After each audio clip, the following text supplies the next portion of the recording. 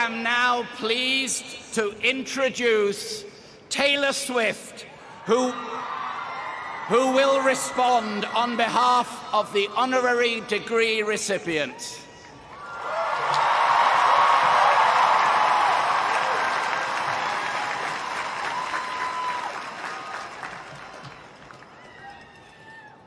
Hi, I'm Taylor.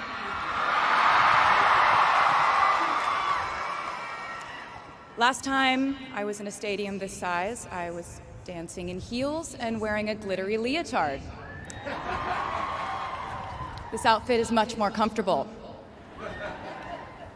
I would like to say a huge thank you to NYU's Chairman of the Board of Trustees, Bill Berkeley, and all the trustees and members of the board, NYU's President Andrew Hamilton, Provost Catherine Fleming, and the faculty and alumni here today who have made this day possible. I feel so proud to share this day with my fellow honorees, Susan Hockfield and Felix Matos Rodriguez, who humble me with the ways they improve our world with their work.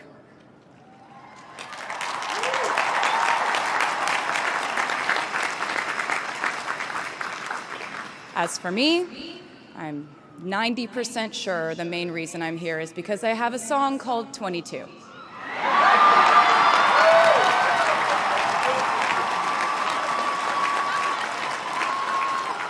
And let me just say, I am elated to be here with you today as we celebrate and graduate New York University's class of 2022.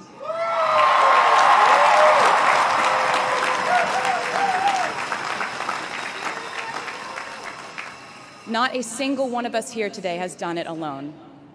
We are each a patchwork quilt of those who have loved us, those who have believed in our futures, those who showed us empathy and kindness, or told us the truth, even when it wasn't easy to hear. Those who told us we could do it when there was absolutely no proof of that. Someone read stories to you and taught you to dream, and offered up some moral code of right and wrong for you to try and live by. Someone tried their best to explain every concept in this insanely complex world to the child that was you as you asked a bazillion questions, like, how does the moon work? And why can we eat salad but not grass? And maybe they didn't do it perfectly. No one ever can. Maybe they aren't with us anymore. In that case, I hope you'll remember them today. If they are in this stadium, I hope you'll find your own way to express your gratitude for all the steps and missteps that have led us to this common destination.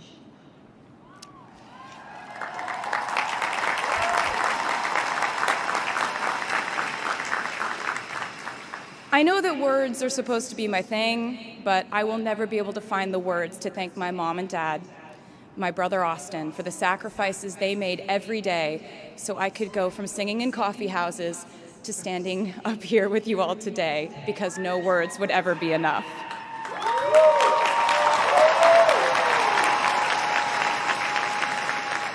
To all the incredible parents, family members, mentors, teachers, allies, friends, and loved ones here today who have supported these students in their pursuit of educational enrichment, let me say to you now, welcome to New York. It's been waiting for you.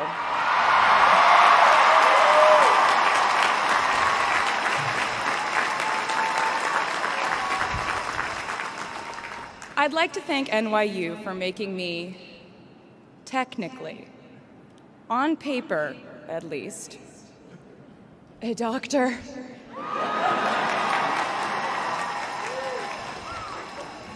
Not the type of doctor you would want around in case of an emergency. Unless your specific emergency was that you desperately needed to hear a song with a catchy hook and an intensely cathartic bridge section.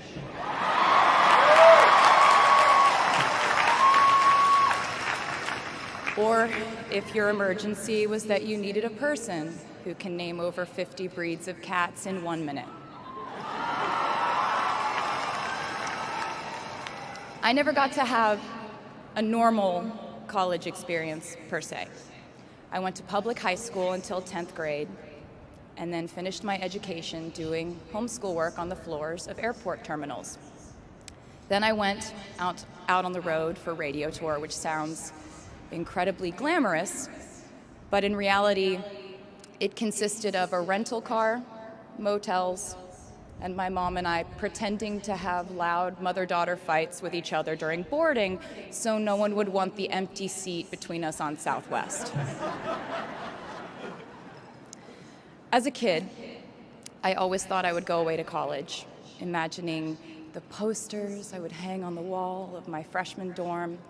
I even set the ending of my music video for my song Love Story at my fantasy imaginary college, where I meet a male model reading a book on the grass, and with one single glance, we realized we had been in love in our past lives.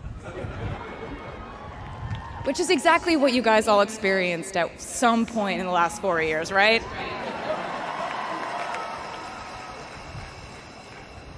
But I really can't complain about not having a normal college experience to you, because you went to NYU during a global pandemic, being essentially locked into your dorms and having to do classes over Zoom. Everyone in college during normal times stresses about test scores. But on top of that, you also had to pass like 1,000 COVID tests. I imagine the idea of a normal college experience was all you wanted too. But in this case, you and I both learned that you don't always get all the things in the bag that you selected from the menu in the delivery service that is life.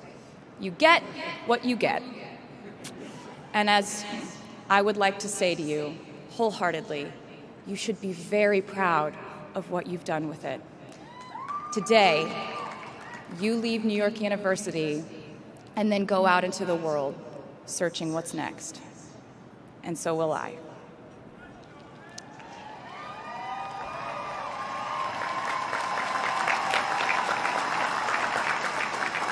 So as a rule, I try not to give anyone unsolicited advice unless they ask for it. I'll go into this more later. I guess I have been officially solicited in this situation to impart whatever wisdom I might have to tell you things that have helped me so far in my life. Please bear in mind that I in no way feel qualified to tell you what to do. You've worked and struggled and sacrificed and studied and dreamed your way here today. And so you know what you're doing. You'll do things differently than I did them, and for different reasons. So I won't tell you what to do, because no one likes that. I will, however, give you some life hacks I wish I knew when I was starting out my dreams of a career and navigating life, love, pressure, choices, shame, hope, and friendship. The first of which is, life can be heavy, especially if you try to carry it all at once. Part of growing up and moving into new chapters of your life is about catch and release. What I mean by that is knowing what things to keep and what things to release. You can't carry all things, all grudges, all updates on your ex, all enviable promotions your school bully got at the hedge fund his uncle started. Decide what is yours to hold and let the rest go. Oftentimes, the good things in your life are lighter anyway, so there's more room for them. One toxic relationship can outweigh so many wonderful, simple joys.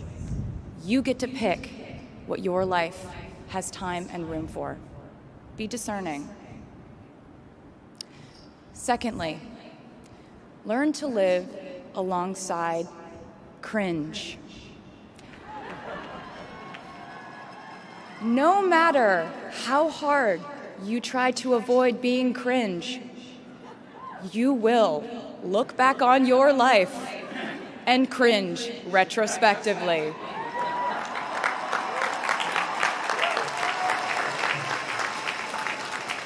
Cringe is unavoidable over a lifetime. Even the term cringe might someday be deemed cringe. I promise you, you're probably doing or wearing something right now that you will look back on later and find revolting and hilarious. You can't avoid it, so don't try to. For example, I had a phase where, for the entirety of 2012, I dressed like a 1950s housewife. But you know what? I was having fun. Trends and phases are fun. Looking back and laughing is fun.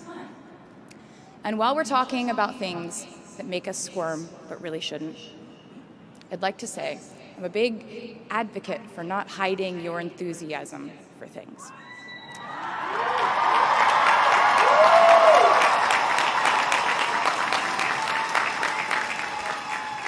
It seems to me that there is a false stigma around eagerness in our culture of unbothered ambivalence.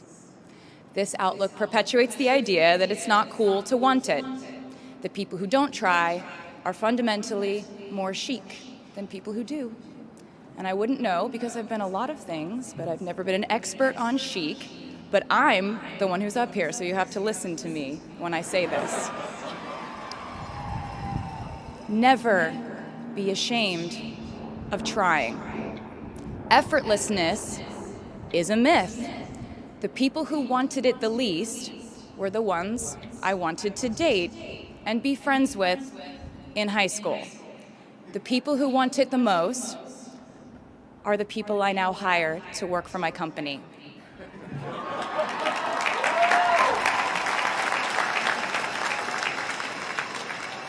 I started writing songs when I was 12, and since then, it's been the compass guiding my life, and in turn, my life guided my writing.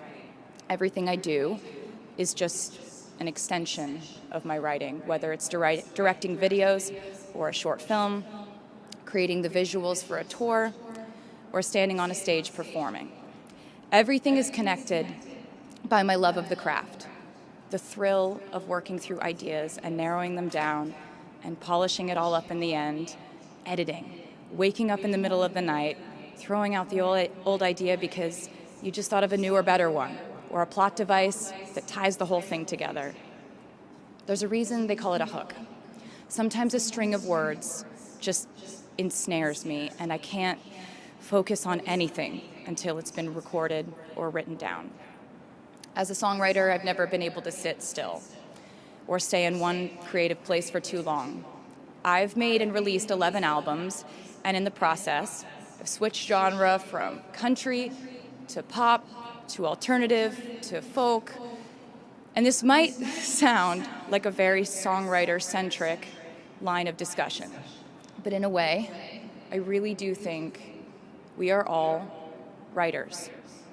And most of us write in a different voice for different situations. You write differently in your Instagram stories than you do your senior thesis. You send a different type of email to your boss than you do your best friend from home.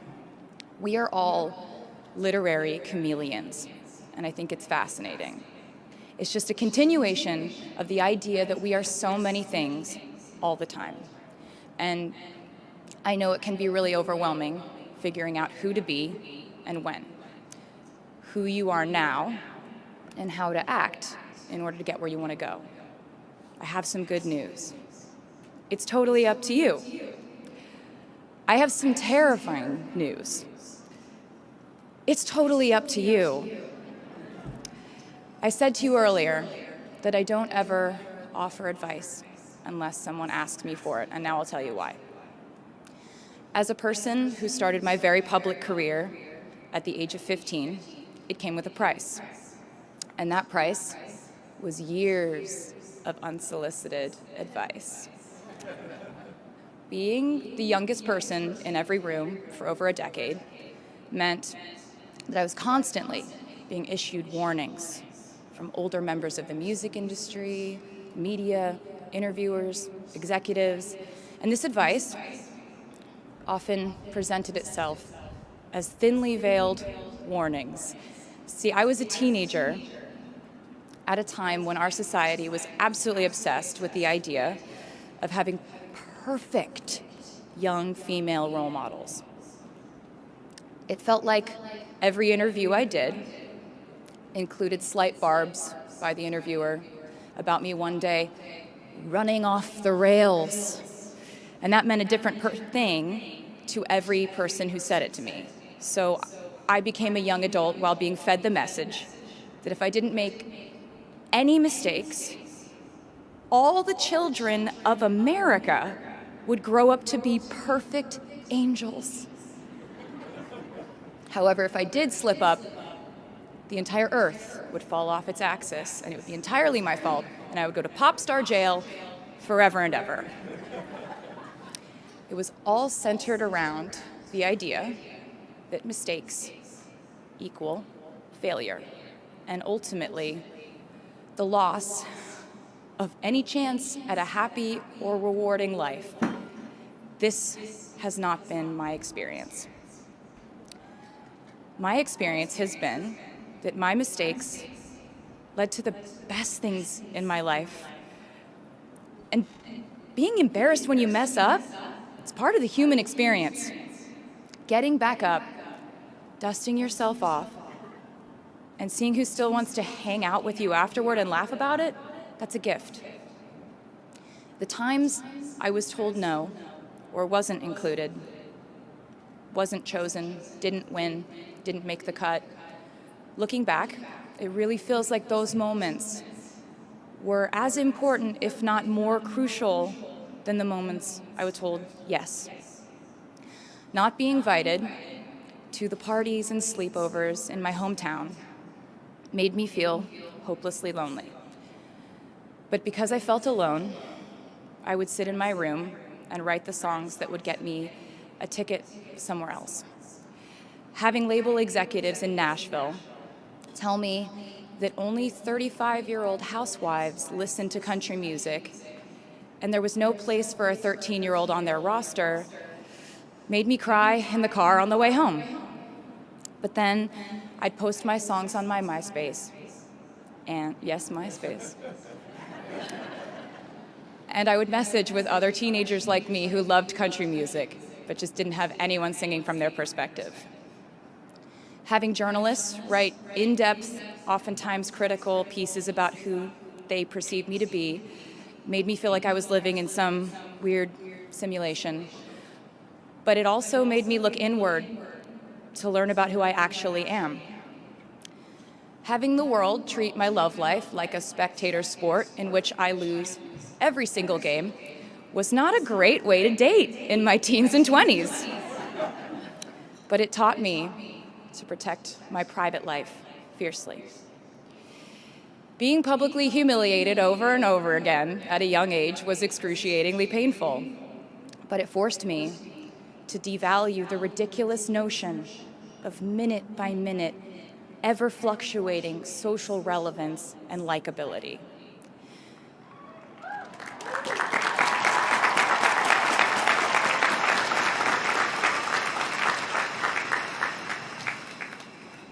Getting canceled on the internet and nearly losing my career gave me an excellent knowledge of all the types of wine.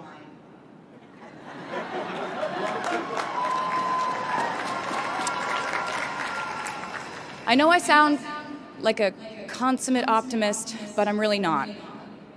I lose perspective all the time. Sometimes everything just feels completely pointless. I know the pressure of living your life through the lens of perfectionism. And I know that I'm talking to a group of perfectionists because you are here today graduating from NYU.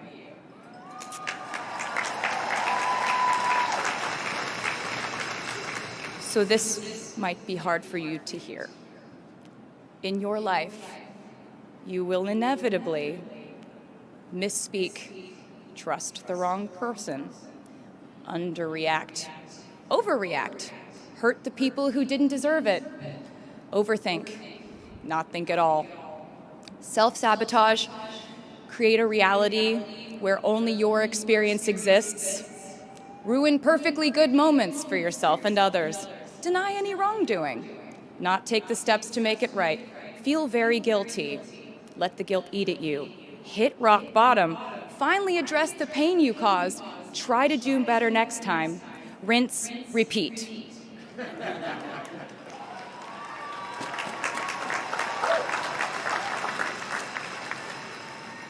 And I'm not going to lie. These mistakes will cause you to lose things. I'm trying to tell you that losing things doesn't just mean losing. A lot of the time, when we lose things, we gain things too. Now you leave the structure and framework of school and chart your own path. Every choice you make leads to the next choice, which leads to the next, and I know it's hard to know which path to take. There will be times in life where you need to stand up for yourself, times when the right thing is actually to back down and apologize, times when the right thing is to fight, times when the right thing is to turn and run, times to hold on with all you have, and times to let go with grace. Sometimes the right thing to do is to throw out the old schools of thought in the name of progress and reform. Sometimes the right thing to do is to sit and listen to the wisdom of those who have come before us. How will you know what the right choice is in these crucial moments? You won't. How do I give advice to this many people about their life choices? I won't. The scary news is you're on your own now. But the cool news is you're on your own now.